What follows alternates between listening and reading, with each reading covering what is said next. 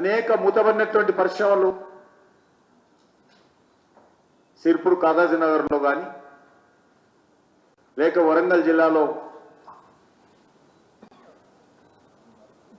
కమలాపూర్ లో కానీ అనేక పరిశ్రమలు మేము ఓపెన్ చేయబోతున్నామని అసెంబ్లీలో రోజుల తరబడి చర్చించారు. కానీ ఇంతవరకు ఒక్క పరిశ్రమనైనా తెరిపించారా? ఈరోజు కేసీఆర్ గారు చెప్పాలి. అంతేకాకుండా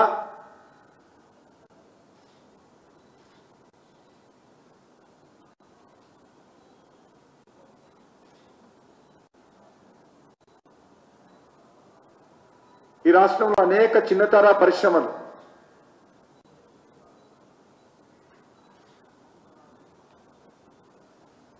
మూతబడినటువంటి పరిశ్రమలు తెరిపించడం కోసం రివాల్వింగ్ ఫండ్ ఏర్పాటు చేస్తామని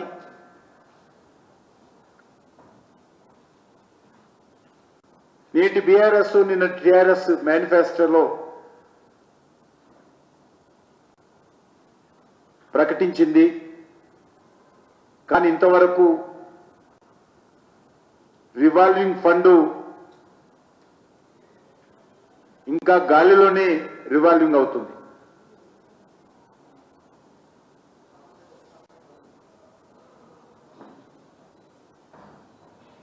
ఈ రాష్ట్రంలో అనేక పరిశ్రమలకు చిన్నతర మధ్యతర పరిశ్రమలకు ఇవ్వాల్సినటువంటి రాయితీలు కోట్లకు పెరిగి ఈరోజు పేరుకపోతా ఉంటే అవి చెల్లించకుండా స్టీల్ ప్లాంట్ పేరుతో గాంభీర్యాలు ప్రదర్శించడం,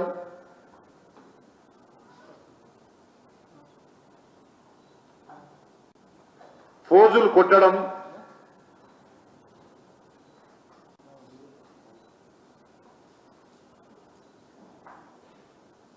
ఎంతవరకు సమంజసమో ఈరోజు కల్వకుంట్ల కుటుంబ సభ్యులు అర్థం చేసుకోవాలి.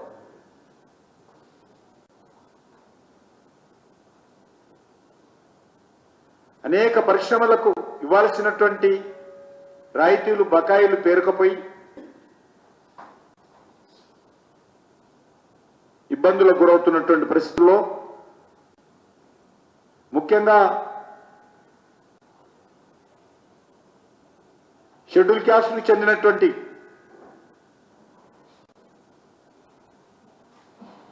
పరిశ్రమలకు అనేక రకాలుగా అనేక సమస్యలతో ఇబ్బంది పడతా ఉంటే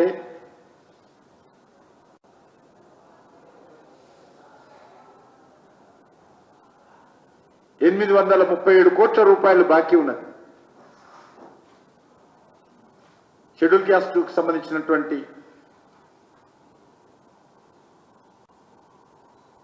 ముఖ్యంగా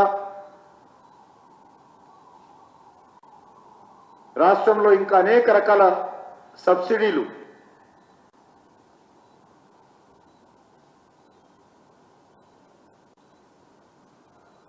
అది ఎస్సీ కానీ ఎస్టీ కానీ వందలాది పరిశ్రమలకు చిన్న చిన్న అమౌంట్స్ కూడా ఇవ్వకుండా ఆ పరిశ్రమలు తెప్పించేటువంటి పరిస్థితి లేదు.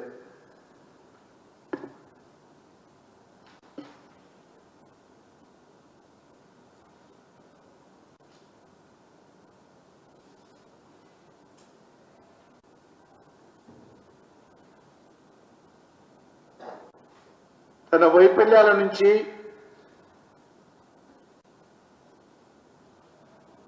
తెలంగాణ ప్రజలను పక్కదారి పట్టించేందుకు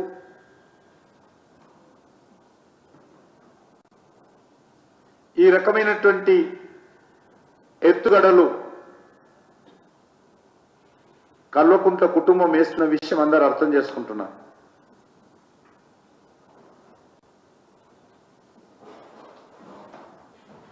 చాలా సంతోషం. డాక్టర్ బాబాసాహెబ్ అంబేద్కర్ యొక్క జయంతి రోజు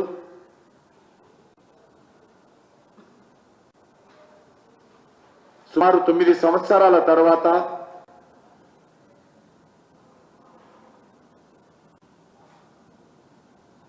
ఆయన నిద్ర నుంచి మేల్కొని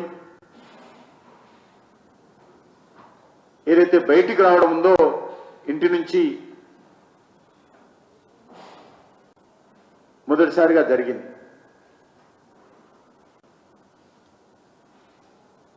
డాక్టర్ బాబాసాహెబ్ జయంతి ఉత్సవాలకు ట్యాంక్ బండ్ వద్దకు గతంలో ఉన్నటువంటి అందరు ముఖ్యమంత్రులు విధిగా వచ్చి బాబాసాహెబ్కు నివాళులు అర్పించేటువంటి సాంప్రదాయము, భక్తి, గౌరవము అందరికీ ఉండేది. అనేకమైనటువంటి ప్రజా సంఘాలు, దళిత సంఘాలు, రాజకీయ పార్టీలు కూడా విధిగా వెళ్తారు. కానీ కేసీఆర్ గారికి ఆ గౌరవం లేదు. ఏ ఒక్క రోజు కూడా వారు ముఖ్యమంత్రిగా బాధ్యతలు చేపట్టిన తర్వాత ట్యాంక్ బండ్ వద్ద ఉన్నటువంటి బాబాసాహెబ్ అంబేద్కర్ విగ్రహం వద్దకు వచ్చి నివాళులు అర్పించలేదు. బాబు జగ్జీవన్ నిజాం కాలేజ్ చౌరస్తా దగ్గర ఉన్నటువంటి విగ్రహం దగ్గరికి ఆయన ఎప్పుడు రాడు. జ్యోతిరావు పూలే విగ్రహం అమరపేటలో ఉంది. అక్కడ కూడా ముఖ్యమంత్రులు వచ్చేవారు. అక్కడ కూడా కేసీఆర్ గారు రారు. ఈరోజు ఒక రాజకీయ ఎత్తుగడనే తప్ప డాక్టర్ బాబాసాహెబ్ అంబేద్కర్ పట్ల ఏమాత్రం ముఖ్యమంత్రికి గౌరవం లేని విషయాన్ని ఈరోజు దీన్ని బట్టి అర్థం చేసుకోవచ్చు. అంతేకాదు, రాజ్యాంగాన్ని మార్చాలి. బాబాసాహెబ్ అంబేద్కర్ రాజ్యాంగం ఇప్పుడున్నటువంటి పరిస్థితుల్లో పనికిరాదు, కొత్త రాజ్యాంగం రాయాలా, ఒక నియంత్రిత రాజ్యాంగం రావాలా, కల్వకుంట్ల రాజ్యాంగం రావాలా, ఒక నిజాం రాజ్యాంగం రావాలనేటువంటిది ముఖ్యమంత్రి గారి ఆలోచన.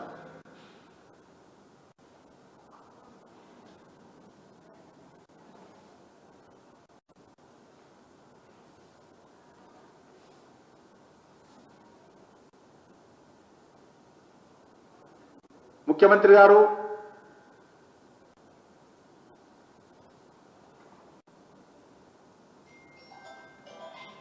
చాలా రోజుల తర్వాత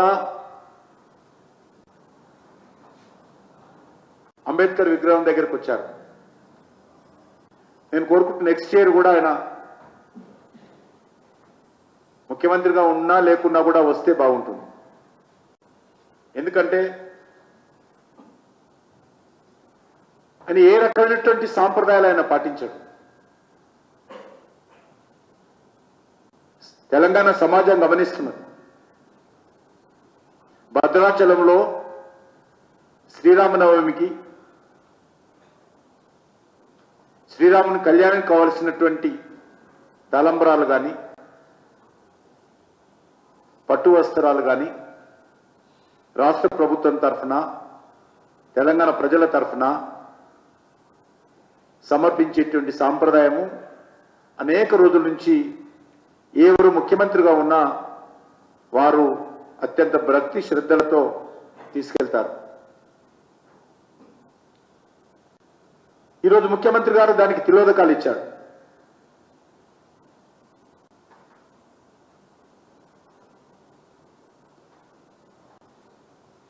ఇంతకుముందు చెప్పినట్టు డాక్టర్ బాబాసాహెబ్ అంబేద్కర్ కానీ, బాబు జగ్జీవన్ రామ్ గారు కానీ, మహాత్మా జ్యోతిరావు పూలే విగ్రహాలకు కానీ, వాళ్ళ జయంతి రోజు కానీ ఏ రోజు కూడా గౌరవ ముఖ్యమంత్రి గారు రారు.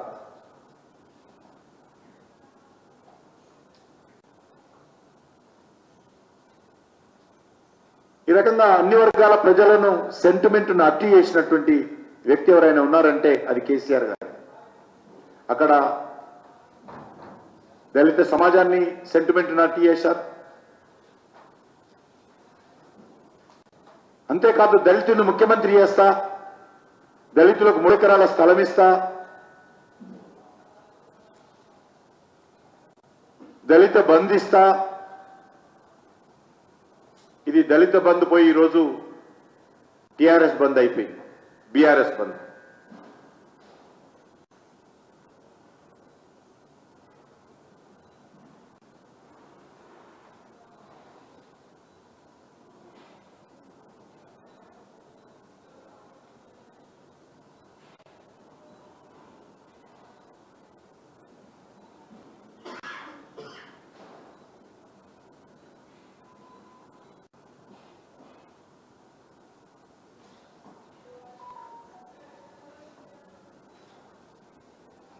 తెలంగాణ సమాజము చాలా చైతన్యమైనటువంటి సమాజం.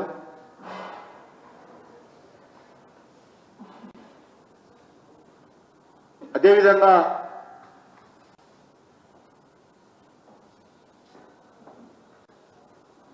బీఆర్ఎస్ పేరుతో చేస్తున్నటువంటి ప్రతిరోజు ఉదయం నుంచి సాయంకాలం వరకు వారికి ఎజెండా ఒకటే. మీరు ఇఫ్తార్ విందు వెళ్ళడానికి అవకాశం ఉంటుంది తప్ప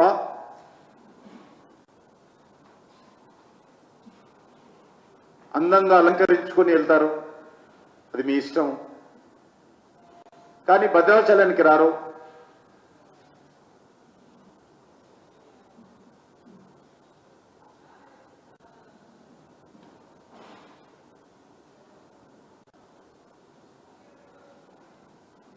బాబు జగ్జీవన్ జయంతికి రారు.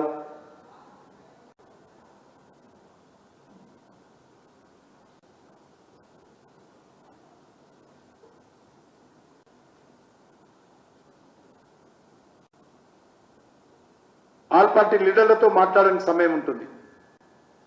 ఈరోజు చూస్తున్నాం ముఖ్యమంత్రి గారికి ఎట్లా నోటీసులు ఇస్తారు అని మాట్లాడుతున్నారు ఢిల్లీలో కేజ్రీవాల్.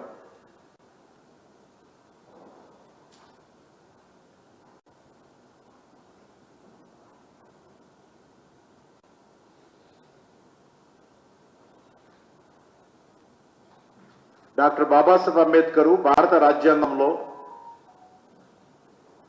అందరికీ ఒకే రకమైనటువంటి హక్కులు అధికారాలు ఇచ్చారు. ముఖ్యమంత్రులకు అధికారము, అవినీతి కుంభకోణాల్లో సామాన్య వ్యక్తికి అధికారం ఇవ్వాల. అది ముఖ్యమంత్రి కానీ ఎవరైనా సరే అవినీతికి పాల్పడితే, ఆరోపణలు వస్తే దర్యాప్తు చేయాల్సినటువంటి బాధ్యత అన్ని రకాల ఏజెన్సీలపై ఉంటుంది. స్టేట్ పోలీస్ కావచ్చు, రాష్ట్ర హైకోర్టు కావచ్చు, సుప్రీంకోర్టు కావచ్చు, అది సిబిఐ కావచ్చు, ఈడీ కావచ్చు, ఏ సంస్థ అయినప్పటికీ కూడా. కాబట్టి ముఖ్యమంత్రులు అయినంత మాత్రాన, లేకపోతే ముఖ్యమంత్రి కుటుంబ సభ్యులు అయినంత మాత్రాన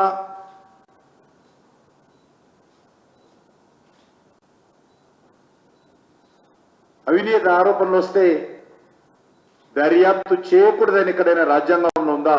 ఈరోజు ముఖ్యమంత్రి కుటుంబ సభ్యులు చెప్పాలి. తెలంగాణలో దోచుకునేది సరిపోదని ఈరోజు బీఆర్ఎస్ పార్టీ దేశమంతా దోచుకునే విధంగా ఈరోజు జాతీయ పార్టీ పెట్టి